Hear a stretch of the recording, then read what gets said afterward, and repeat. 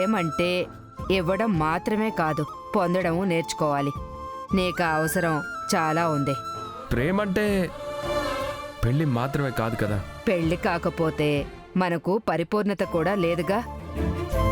మనసు ఆగినా వయసు ఆగదు, సమయం జరుగుతూనే ఉంటుంది.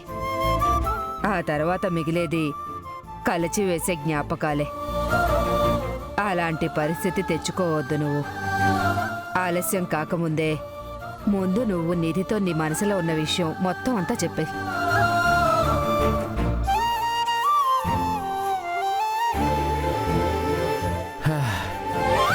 నా మనసులో ఉన్నది నిజంగానే చెప్పేనా? నిధి అర్థం చేసుకుంటుందా?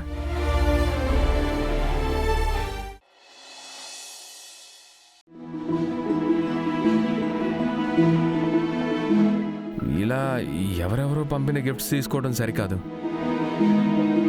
ఏదో హై స్కూల్ పిల్లల గిఫ్ట్ ఇస్తే లవ్ వచ్చేస్తుందా? దొంగ సార్ మీరు. ఇంతకాలం నేనే మీ వెనుక పడ్డా ఏం తెలియనట్టు నటించారు. కానీ ఇప్పుడు చిన్న చిన్న విషయాలకి ముద్దు ముద్దుగా ఉడుక్కోవడం నాకు అర్థం కాలేదనుకున్నారా?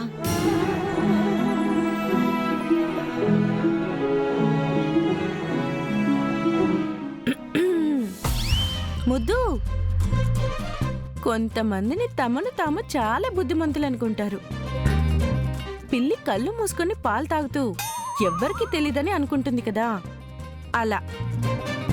కానీ చెల్లి ఎంత గొప్పదైనా అక్కని ఏమార్చడం కరెక్టా ముద్దు?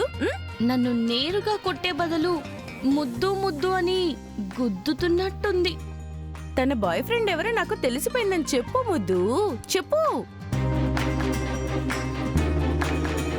అక్క, ఏ ఛాన్సే లేదు. కావాలంటే ఆకాశంలో ఉన్న నక్షత్రాలని లెక్క పెట్టారని చెప్పు, నమ్ముతాను. కానీ నా బాయ్ ఫ్రెండ్ ఎవరో తెలిసిపోయిందని ఊరికి బురుడి కొట్టించుకో.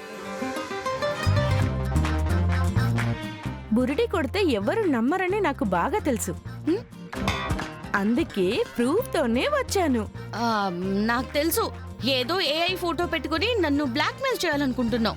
నేను అలాంటి వాటికి బెదిరే అమ్మాయినే కాదు. నీ బాయ్ ఫ్రెండ్ పేరు కేతో మొదలవుతుంది కదా.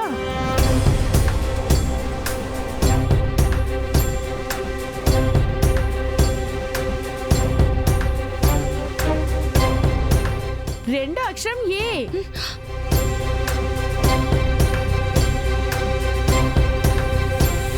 అయ్యో, కర్ణాశనం తెలిసిపోయిందా? కేఏ. మళ్ళీ తర్వాత? ఆ తర్వాత ఆర్. కృష్ణ కృష్ణ, అంటే అక్కకి నిజంగానే తెలిసిపోయిందా? దేవుడా, తను చెప్పే ముందు నేనే అవునని ఒప్పుకుని మర్యాద నిలుపుకుంటే మంచిది. కర్ణ సార్, సారీ, మీ పర్మిషన్ లేకుండా మీ పేరు చెప్పేస్తున్నాను.